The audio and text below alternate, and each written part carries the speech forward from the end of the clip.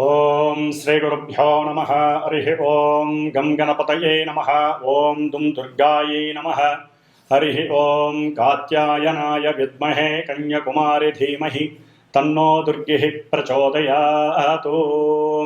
ఓం అర్ధకాయం మహావీరం చంద్రాదిత్య విమర్ధనం సింహికా గర్భసంభూతం తం రాహుం ప్రణమామ్యహం. ఓం రాహుగ్రహ దేవతాయై నమో నమః. మనము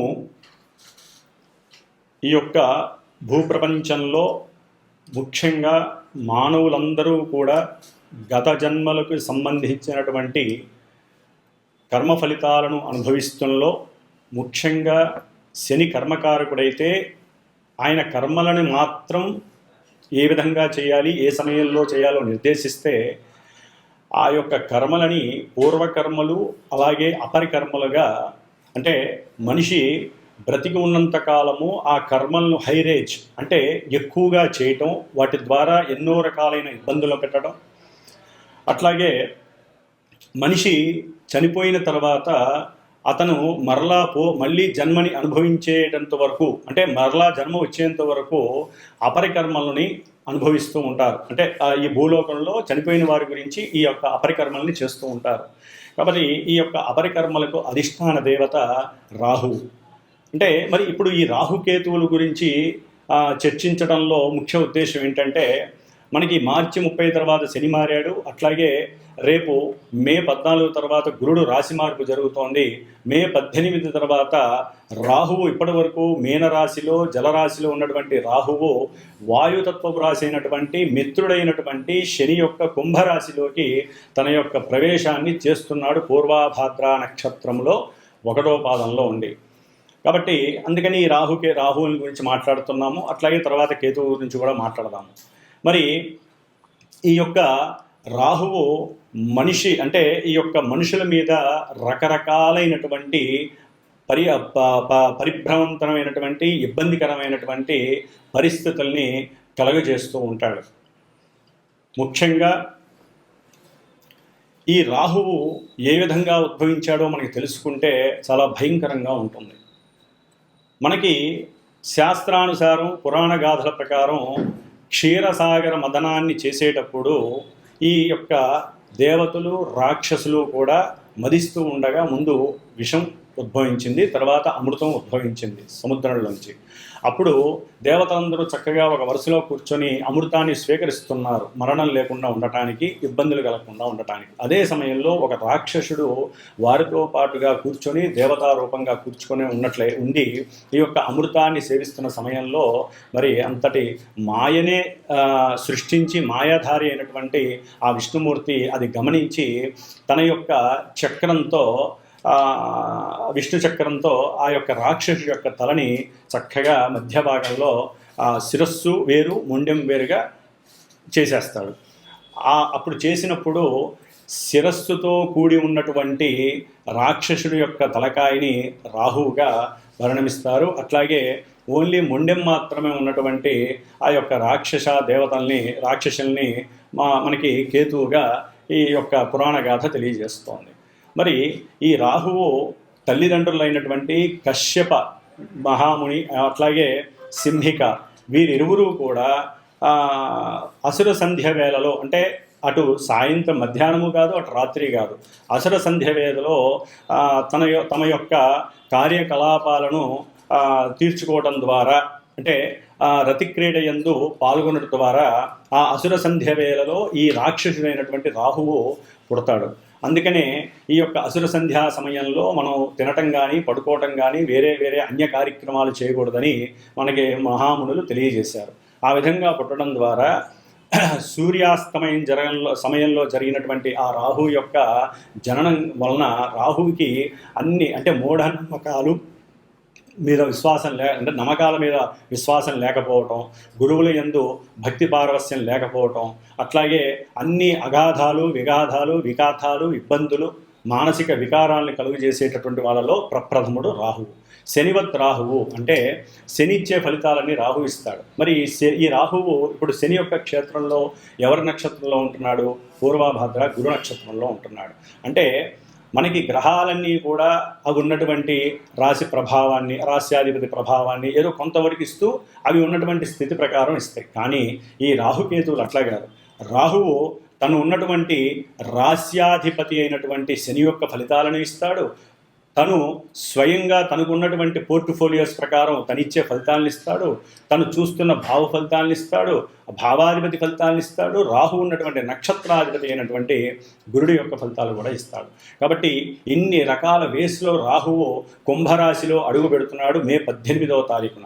కాబట్టి మే 18 నుంచి డిసెంబర్ 2026 వరకు కూడా దాదాపు 1 సంవత్సరంన్నర పాటు ఈ రాహువు తన యొక్క క్రీడా విన్యాసాల ద్వారా ఎన్నో మార్పులు అటు దేశం మీద, ఇటు ప్రపంచము, అట్లాగే అంతరిక్షంలో, అట్లాగే మనకు ఉన్నటువంటి పంచభూతాలను ఆవహించి ఉన్నటువంటి ఎన్నో రకాలైనటువంటి నెగటివ్ ఎఫెక్ట్స్ ద్వారా ఈ రాహువు మన యొక్క మానవ జీవితం మీద వారి యొక్క సొంత జాతకాల ద్వారా ఏ రాసుల్లో, అట్లాగే రాహు మహర్దశలు నడుస్తున్నవారు, రాహు అంతర్దశలు నడుస్తున్నవారు, అట్లాగే జాతకంలో లగ్నం నుంచి కానీ చంద్రుడి నుంచి కానీ ఈ రాహువు ఉన్నటువంటి స్థితిగతులు, రాహువుతో కలిసి ఉన్నటువంటి గ్రహాలు, ఇట్లా పరిపరి విధములుగా రాహువు తన యొక్క విన్యాస క్రీడలని మనుషుల మీద ప్రభావితం చేస్తూ కొంతమందికి వృద్ధిని కలుగు చేస్తాడు. మరికొంతమందికి రాసుల వారికి ఇబ్బందిని, అభివృద్ధి పదంలో ఉన్నటువంటి వారిని కిందకు పడవేయటం, జైళ్ళల్లో వేయించటం, అట్లాగే కుటుంబంలో విఘాతాలు కలగటం,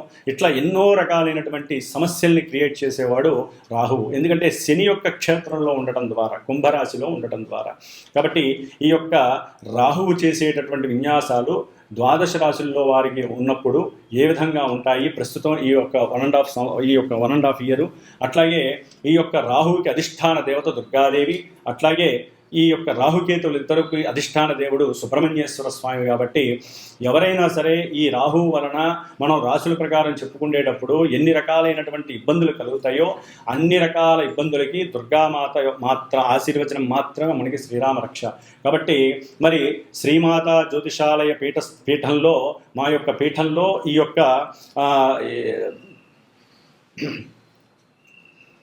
ఓం శ్రీమాత్రే నమః. ఈ యొక్క పీఠంలో ఈ యొక్క గ్రహాలకి సంబంధించినటువంటి శాంతులు, జపాలు, హోమాలు, అట్లాగే నిత్య అనుష్ఠాన జప పారాయణలు జరుగుతూ ఉంటాయి.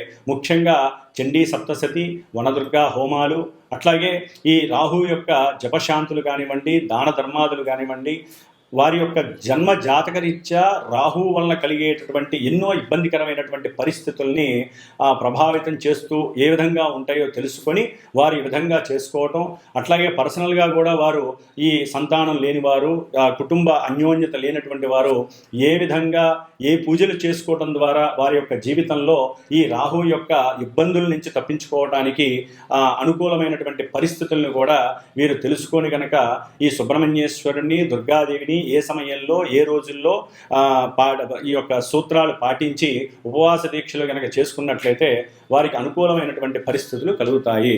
కాబట్టి ఈ రాహు యొక్క స్థితిగతులు మేషాది ద్వాదశ రాశుల వారికి ఏ విధంగా ఉంటాయి, ఏ రాశుల వారికి రాహు చేసేటటువంటి శుభాశుభ ఫలితాలు ఏ విధంగా ఉంటాయో మరి ఇప్పుడు మనం తెలుసుకుందాం. మనకున్నటువంటి నవగ్రహాలలో సప్తగ్రహాలు ఒక పక్కన ఉంచగా ఈ రాహుకేతువుల్ని షాడో ప్లానెట్స్ అంటే ఛాయాగ్రహాలు, కాల్పనిక బిందువులు అంటారు. ఇవి ఏ రాశిలో అయితే ఉంటాయో ఆ రాశి యొక్క, ఆ రాశ్యాధిపతి యొక్క, అట్లాగే ఇవి ఏ నక్షత్రంలో ఉంటే ఆ నక్షత్రాధిపతి యొక్క, ఏ గ్రహం వీటిని చూస్తుందో ఆ గ్రహం యొక్క ఫలితాలు, అట్లాగే ఈ గ్రహం ఏ రాశుల్ని, ముఖ్యంగా రాహువు 5వ స్థానాన్ని, 9వ స్థానాన్ని, 7వ స్థానాన్ని చూస్తూ ఉంటాడు.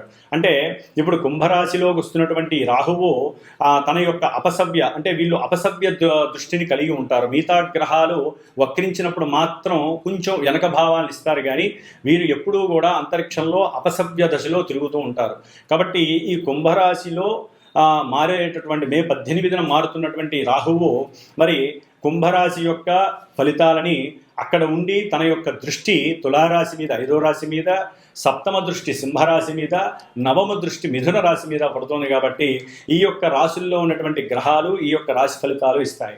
అట్లాగే ఇప్పుడు మనకి ఈ యొక్క మే 18 నుంచి జూన్ 6 వరకు కుజుడు ఆల్రెడీ మనకి కర్కాటక రాశిలో ఉన్నాడు కాబట్టి ఈ కుజుడు అష్టమ దృష్టితో రాహువును చూడటం చాలా చాలా అరిష్టకరమైనటువంటి దేశ విపత్తు అనుకోండి, లేదా మానవ జీవితాల్లో వారు పుట్టినప్పుడు కానివ్వండి, ఇప్పుడు గోచార రీత్యా కర్కాటక రాశి ఇంకా కొన్ని రాశుల వారికి కానివ్వండి, ఈ యొక్క కుజ దృష్టి రాహువు మీద పడడం ద్వారా ఎన్నో రకాలైనటువంటి విపత్తులు, ప్రమాదాలు, అట్లాగే రకరకాలైనటువంటి ఇబ్బందులు కలగడానికి ఎక్కువ ఆస్కారాలు ఉన్నాయి. దీన్ని సర్పదోషం అంటారు. రాహుకేతువులకి సర్పదోషానికి చాలా చాలా సంబంధం ఉంది. అట్లాగే మనకి 2 రకాల పద్ధతులు ఉంటాయి. రాహువు వామాచార పద్ధతికి అధిపతి అయితే కేతువు మనకి దక్షిణాచార పద్ధతికి అధిపతి అవుతాడు. అంటే చాలామంది ఈ యొక్క వామాచార పద్ధతిని ఈ మధ్యకాలంలో దాన్ని మనకి సాత్వికమైన వామాచార పద్ధతులు కూడా ఉన్నాయి, కానీ వాటిల్ని రజోగుణ తమోగుణ పద్ధతి ద్వారా రకరకాల విన్యాసాలను చేస్తూ ఆర్థికంగా ధనాన్ని సంపాదించుకోవడానికి చేసేటటువంటి పనులలో ఈ రాహువుని ఎక్కువగా ఉపయోగిస్తున్నారు. కాబట్టి సాధ్యమైనంత వరకు రాహువు సాత్వికంగా మనకి ఉన్నటువంటి మన ఋషులు ఇచ్చినటువంటి ఎన్నో దుర్గా సూక్తాలు ఉన్నాయి, చండీ సప్తశతి ఉంది, అట్లాగే దశమహావిద్యల్లో వాటిని సాత్వికంగా ఉపయోగించుకునే పద్ధతులు ఎన్నో ఉన్నాయి, ప్రదక్షిణ క్రమాలు ఉన్నాయి, దైవారాధనలు ఉన్నాయి, ముఖ్యంగా సుబ్రహ్మణ్యేశ్వర స్వామికి సంబంధించిన ఎన్నో ఆరాధనలు ఉన్నాయి. వీటన్నిటిని చేసుకోవటం ద్వారా ఎవరికైతే రాహుకేతువుల దోషాలు ఉన్నాయో, సర్పదోషాలు, ముఖ్యంగా మనకి పితృదోషము, గురుదోషము, పత్ని దోషము, సర్పదోషము, ఇట్లా ఎన్నో రకాల దోషాలు మనల్ని పట్టి పీడిస్తూ ఉంటాయి. అంటే మన తాత ముత్తాతలు చేసుకున్నటువంటి పాపకర్మలు, పూర్వజన్మల్లో మనం చేసుకున్నటువంటి ఎన్నో కర్మలన్నీ కూడా ఈ రాహుకేతువుల ద్వారా ఇప్పుడు ప్రజెంట్లో మనల్ని అనుభవింపజేసేటటువంటి పరిస్థితిని ఈ యొక్క సర్పదోషాలు ఎన్నో రకాలుగా ఇబ్బందులు ఎదగనివ్వు. వీటిల్లో ముఖ్యంగా కాలసర్పదోషము అంటే జన్మలగ్నంలో రాహు ఉండి సప్తమంలో కేతు ఉంటే, ఈ రెండింటి మధ్య గనక గ్రహాలు ఉన్నట్లయితే సభ్యదశలో ఉంటే, అంటే రాహువు నుంచి అపసభ్య దశలో కేతు వరకు గ్రహాలు ఉంటే జన్మజాతకంలో దాన్ని కాలసర్పయోగ దోషము అంటారు. ఇది మహా డేంజర్ అని చెప్పి అనుకోవచ్చు. అంటే డేంజర్ అంటే భయపడాల్సిన అవసరం ఏం లేదండి. అనుకున్న కార్యక్రమాలు ముందుకు వెళ్ళనివ్వవు. అట్లాగే ప్రతి విషయంలో వారికి చిరాకు, పరాకు, ఇబ్బందులు, ఒక రకమైనటువంటి నిర్జీవమైనటువంటి స్థితి ఈ యొక్క కాలసర్పయోగ దోషం కలిగినటువంటి ఉంటుంది. కాబట్టి వీరికి కూడా ఎన్నో ప్రత్యామ్నాయ పద్ధతులు ఉన్నాయి. అలాంటివి మాలాంటి గురువుల్ని సంప్రదించడం ద్వారా మీకు చక్కటి ఆ యొక్క ఫలితాలు కనిపించేటటువంటి ఎన్నో ప్రయోజనకరమైనటువంటి పూజలు, దానాలు, హోమాలు, ఇలాంటివన్నీ కూడా ఎన్నో పూజలు ఉంటాయి. కాబట్టి ఇవన్నీ కూడా ముఖ్యంగా కేతువు దక్షిణాచార పద్ధతి, ఈయనకి మడి అంటూ, అట్లాగే ఆచారాలు, సాంప్రదాయాలు, గురువులపైన మన్నన, ఇలాంటివన్నీ కూడా కేతువు చక్కగా మనకి అవకాశం ఇస్తూ ఉంటాడు. కాబట్టి కేతువు గురించి తర్వాత మాట్లాడుకుందాం. ఇప్పుడు మనం మాట్లాడుకునేటటువంటి ద్వాదశ రాశుల్లో ఈ రాహువు కుంభరాశిలో ఉన్నప్పుడు మేష నుంచి మిగతా రాశుల వారికి ఏ విధమైనటువంటి ఫలితాలని ఈ రాహువు కలుగజేస్తాడో మనం తెలుసుకుందాం. ఓం దుమ్ దుర్గాయే నమః. మే 18వ తేదీ నుండి సింహరాశి వారికి రాహువు సప్తమ స్థానమైనటువంటి మారక స్థానంలో అడుగు పెడుతున్నాడు. ఇప్పటి వరకు అష్టమ రాహువు, సప్తమ శని, ఇప్పుడు అష్టమ శని, సప్తమ రాహువు. మరి శని చూస్తే ఆయనున్న రాశి ఫలితాలు మాత్రమే ఇస్తాడు, కానీ రాహు అట్లా కాదు. శని ఇచ్చే ఫలితాలు కూడా రాహువే ఇస్తాడు, ఆయన సొంతంగా ఇచ్చే పరిస్థితే లేదు. మరి సింహరాశి వారికి ఏంటండి, రాశిలో కేతు వస్తాడు, సప్తమంలో రాహు వస్తాడు.